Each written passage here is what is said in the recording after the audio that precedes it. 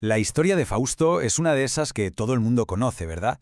El sabio que hace un pacto con el diablo a cambio de conocimiento.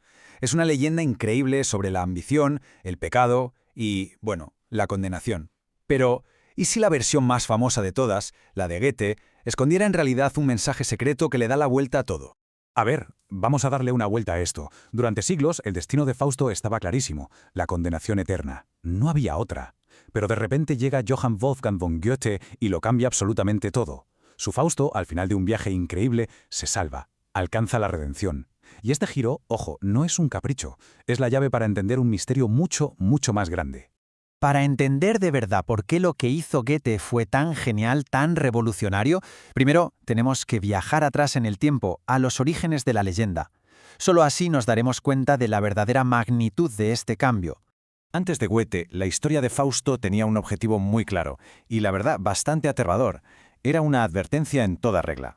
Un cuento pensado para meter el miedo en el cuerpo, y sobre todo para que a nadie se le ocurriera buscar conocimientos prohibidos o desafiar los límites que marcaba la Iglesia. Y es que aquí el contraste es brutal. La leyenda original, la de 1587, es un cuento con moraleja, con un mensaje directo. Ni se te ocurra ir más allá de lo permitido o te condenarás. Punto. El Fausto de Goethe, en cambio, convierte esa misma historia en un viaje mítico. En su versión, ese esfuerzo sin descanso por saber, por experimentar, ya no es el pecado, es el camino. Pasamos de una condenación que no se puede evitar a la posibilidad de redención.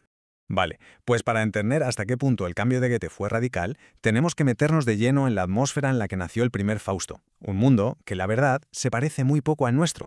Pensemos un momento en cómo era el final del siglo XVI. Europa estaba, literalmente, partida en dos por la Reforma y la Contrarreforma. La caza de brujas estaba en su punto más álgido y se alimentaba de textos como el famoso Malleus Maleficarum, el martillo de las brujas.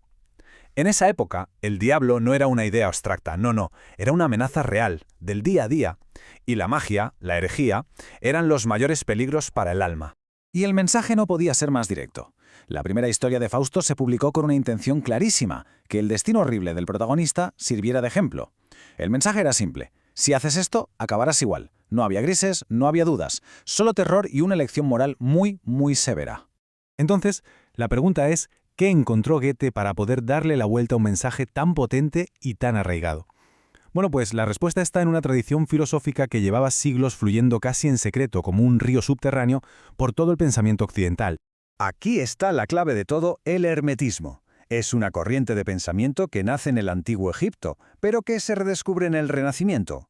Se basa en las enseñanzas de una figura casi mítica, Hermes Trismegisto, y propone una visión del mundo y del ser humano que choca de frente con la religión más ortodoxa. El hermetismo tiene unas ideas fascinantes. La primera: como es arriba, es abajo. O sea que el universo y nosotros somos un reflejo. Si te entiendes a ti, entiendes el universo. Luego, defiende que toda alma humana tiene una chispa divina y que el objetivo de la vida es alcanzar la agnosis, el conocimiento divino. Y lo más importante para esta historia, ve la vida como un proceso de alquimia, una gran obra para transformar el plomo de nuestra alma en oro puro. Y aquí es donde todo cobra sentido. Goethe no era un simple aficionado que leía sobre esto, que va, estaba metido hasta el fondo. Perteneció a sociedades secretas como la masonería, que bebían directamente de estas fuentes herméticas, e incluso llegó a hacer sus propios experimentos de alquimia. Conocía esta filosofía desde dentro. Vale, pues ahora que tenemos esta llave secreta, la llave del hermetismo, por fin podemos abrir la puerta y desvelar el secreto que se esconde detrás del nuevo destino de Fausto. Y aquí viene la revelación. Si miramos a Fausto con las gafas del hermetismo, toda esa sed insaciable de conocimiento, ese deseo de vivirlo todo, de romper todos los límites, de repente deja de ser un pecado de soberbia. Se convierte, nada más y nada menos, que en el motor de su propia transformación. Su esfuerzo constante, su negativa a pararse, a conformarse, es justo lo que, para un hermético, hace que su alma merezca la salvación. O sea, no se salva a pesar de su lucha, sino gracias a ella. Es que este es el punto clave. Goethe rompe por completo con la moral de la época. Bajo esta nueva luz, buscar lo oculto, lo sobrenatural, ya no te lleva de cabeza a la condenación. De hecho, puede ser parte de un camino espiritual mucho más complejo y profundo. Goethe, básicamente, reescribe el código de la leyenda. El pacto con Mefistófeles, los placeres, las tragedias, los errores, todo forma parte de un gigantesco proceso de alquimia espiritual. Fausto es el plomo, la materia base, que a través del fuego de la experiencia, de la vida, se va purificando poco a poco hasta convertirse en oro al final de su camino.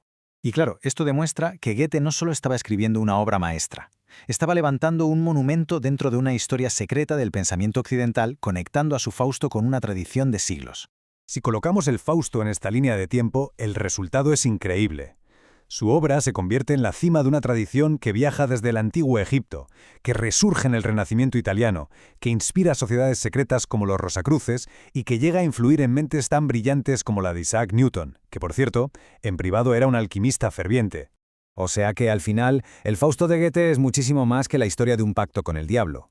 Es el momento en que una corriente de pensamiento poderosísima, el hermetismo, que había sobrevivido casi en la sombra durante siglos, sale por fin a la luz en una de las obras más importantes de la literatura universal.